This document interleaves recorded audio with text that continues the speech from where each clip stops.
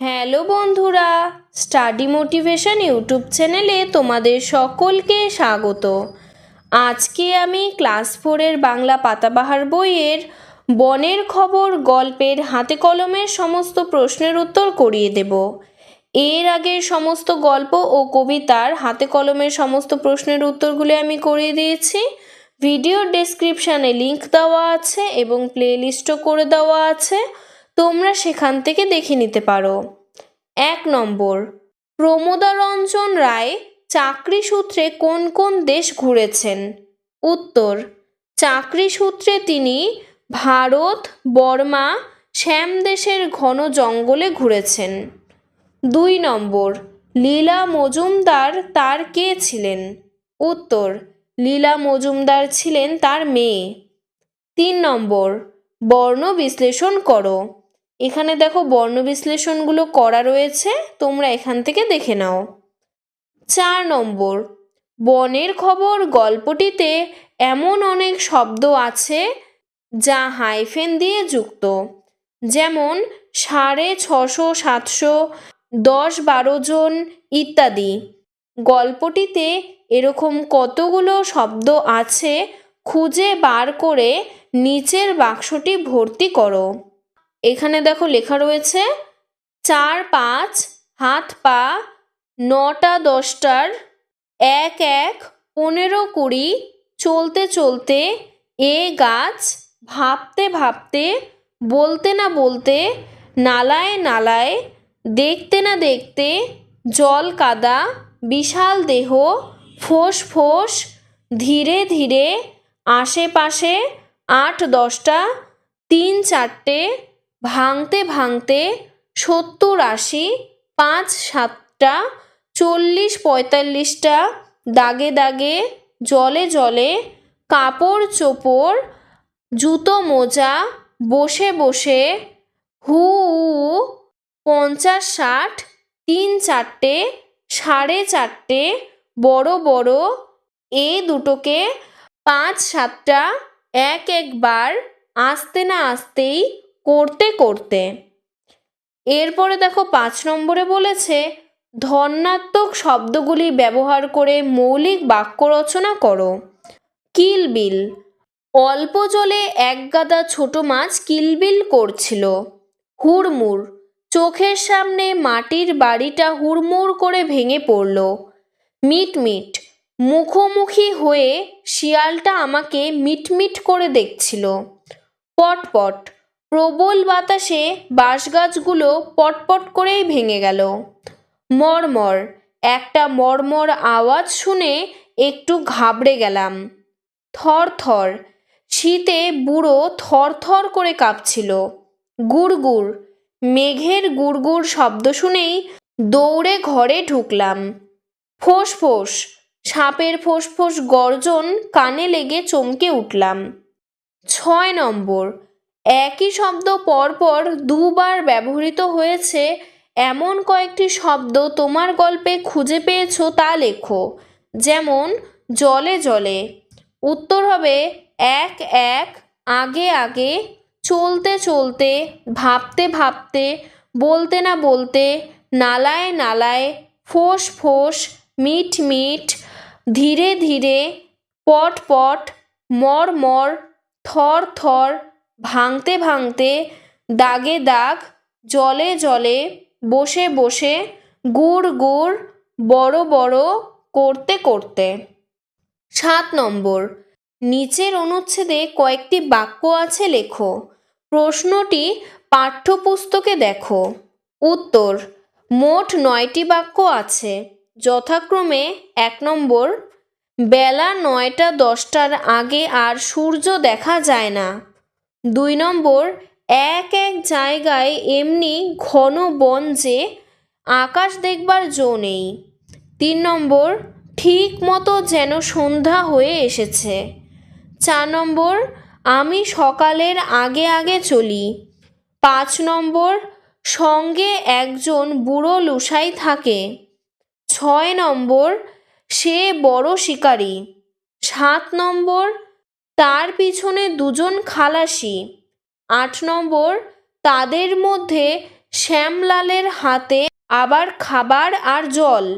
9 নম্বর, 3 জনের হাতেই এক একখানি দা। 8 নম্বর, গল্পটিতে কোন কোন পশু পাখির উল্লেখ আছে তার একটি তালিকা তৈরি করো। প্রতিটি পশু এবং পাখি সম্পর্কে 2টি করে বাক্য লেখো। উত্তর, গল্পটিতে আছে যথাক্রমে বাঘ, হাতি, গন্ডার, হরিণ, হনুমান, বানর, বুনো মোষ ইত্যাদি পশু আছে। গল্পটিতে শুধুমাত্র ফেজেন্ট মানে সুন্দর পাখির নাম আছে। বাঘ, সুন্দরবনের বাঘ সবচেয়ে বড়। আজকাল সার্কাসে বাঘ দেখা যায় না। হাতি, হাতি সবচেয়ে শক্তিমান পশু। আগেকার দিনে রাজা উজিরা হাতি পুষতেন। গন্ডার, জলদাপাড়ার অরণ্যে অনেক গন্ডার দেখা যায়। কলকাতার চিড়িয়াখানায় গোটা 10 গন্ডার আছে। হরিণ, হরিণ শিকার শাস্তিযোগ্য অপরাধ। মারিচ রাক্ষস সোনার হরিণ সেজে রামচন্দ্রকে বনে নিয়ে গিয়েছিলেন। বানর, ইতিহাস বলে মানুষের পূর্বপুরুষ বানর ছিল। বানর কলা খেতে খুব ভালোবাসে। ফেজেন্ট, ফেজেন্ট একটি সুন্দর পাখি। ইদানিংকালে ফেজেন্ট প্রায় দেখা যায় না। হনুমান, লক্ষণের প্রাণ বাঁচাতে হনুমান গন্ধমাদন পর্বত এনেছিল। এক লাফে হনুমান বহুদূর পার হতে পারে। বুনো মোষ, পাহাড়ি অরণ্যে বুনো মোষ দেখা যায়। বাঘ এবং বুনো মোষ একই অরণ্যে ঘুরে বেড়ায়। 9 নম্বর, নিচের প্রশ্নগুলির সংক্ষিপ্ত উত্তর দাও। 9-এর 1 দাগ, লুসাই পাহাড়ের বিস্তার কতখানি জায়গা নিয়ে? উত্তর, 650-700 বর্গ কিলোমিটার জায়গা নিয়ে। 9-এর 2 দাগ, লুসাই পাহাড়কে ভয়ঙ্কর জায়গা কেন বলা হয়েছে? উত্তর, লুসাই পাহাড়ে বন ছাড়া মানুষের নামগন্ধ নেই, আছে শুধু জানোয়ার কিলিবিলি করছে, তাই ওই পাহাড়কে ভয়ঙ্কর জায়গা বলা হয়েছে। 9-এর 3 দাগ, হাতির রাস্তা পাওয়া গেলে লোকজনের কেন খুব মজা হলো? উত্তর, বন কেটে লোকজনদের রোজ রাস্তা তৈরি করতে হয়েছিল, তাই সেদিন হাতির রাস্তা পাওয়া গেলে বন কাটতে হচ্ছে না বলে লোকজনের খুব মজা হলো। 9-এর 4 দাগ, গন্ডার দেখে শ্যামলাল কি করছিল? উত্তর, গন্ডার দেখে শ্যামলাল তৎক্ষণাৎ পালিয়ে যাচ্ছিল। 9-এর 5 দাগ, দ্বিতীয় দিন বন্দুক এবং বনের পশু পাখি থাকা সত্ত্বেও শিকার করতে পারা যায়নি কেন? উত্তর, দ্বিতীয় দিন বন্দুক থাকা সত্ত্বেও লেখক ভীষণ ঘন বন এবং কুয়াশার জন্য শিকার করতে পারেননি। 9-এর 6 দাগ, পাকোয়া নদীর বর্ণনা দাও। উত্তর, পাকোয়া নদীটা 70-80 হাত চওড়া হবে, তাতে 1 কোমর জল। 9-এর 7 দাগ, লেখকের হু চিৎকার শুনে হাতিরা কি করছিল? উত্তর, লেখকের হু চিৎকার শোনা মাত্র তার মাথার ওপর পাহাড় থেকে একটা হাতি হু বলে ডেকে উঠেছিল, আর লেখকের কাছ থেকে 50-60 হাত দূরেও আরেকটা হাতি গুড় গুড় শব্দ করে তার জবাব দিতে লাগলো। 9-এর 8 দাগ, রাতে কোথায় তাঁবু খাটানো হলো? উত্তর, রাতে পাকোয়া নদীর ওপর বন কেটে তাঁবু খাটানো হলো। 9-এর 9 দাগ, মাহুতরা রাতে কোথায় হাতিদের বেঁধে রাখলো? উত্তর, রাতে মাহুতরা তাঁবুর কাছে হাতিদের বেঁধে রাখলো। 10 নম্বর, নিচের প্রশ্নগুলির উত্তর নিজের ভাষায় লেখো। 10-এর 1 দাগ, কিভাবে রাতে বুনো হাতি তাড়ানো হলো?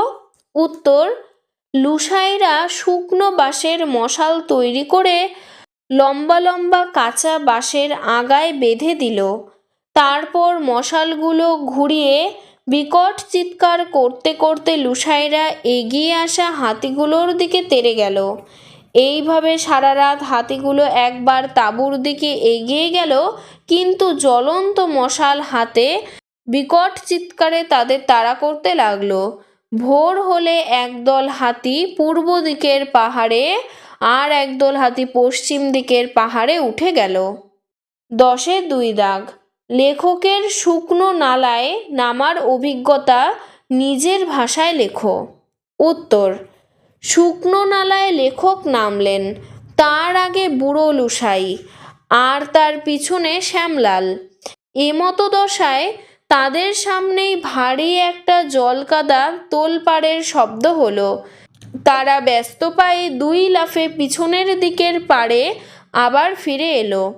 দেখলেন জল কাদায় বিশাল দেহ এক গন্ডার মাথা তুলে দাঁড়িয়েছে। দেখলে মনে হবে যমদূতের দাদা মশাই। রেগে গিয়ে দাঁড়িয়ে ফোঁস করছে, চোখ দুটো লাল মিটমিট করছে, কান দুটো হেলানো পিছন দিকে। লেখক খুব সাবধানে তাকে গুলি চালানোর কথা ভাবছিলেন, কিন্তু তা করতে হলো না।